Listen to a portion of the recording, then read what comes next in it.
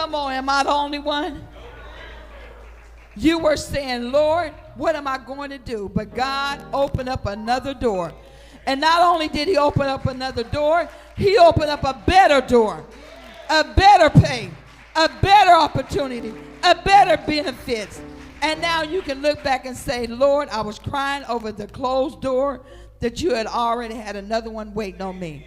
That's why sometimes we've got to quit crying over a door closed, and you may be trying to pull it back open.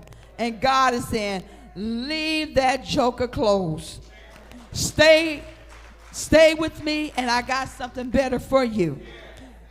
You don't understand it when it happened, but now you can look back and say, God knew exactly what he was doing. And that's who Paul is talking about. To them that love God. This scripture had a condition. And it was written to them that love God.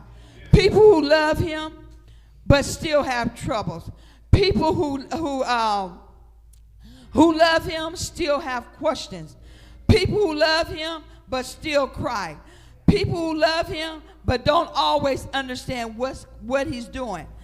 And I'm loving, and love God does not mean I'll never go and ask why.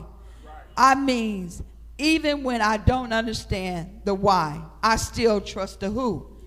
Who is the who? God. Because I know he is able. I know he is faithful. I know he's kept me before him. I know he brought me out of darkness. I know he's working this thing out. He can work this thing out to you. But let me say something else about them. The text said to them that love God. It didn't say to them who have never made no mistakes. It didn't say to them who have always had it together.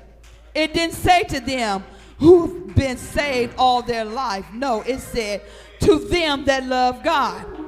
And sometimes we need to remember that, because some of us love God, and God has brought things, and God had to bring us through some things. Somebody ought to wave your hand and tell your neighbor, that's me. Some of us don't look like what we've been through. And thank God we don't. And some of us have a past. Some of us made mistakes. Some of us went to places we shouldn't have went. Some of us did some things that we shouldn't have done. But I can say, God has made a way. But God is bringing it all for his good. God still loves us, and somewhere in our hearts, we love him. I know something about my life.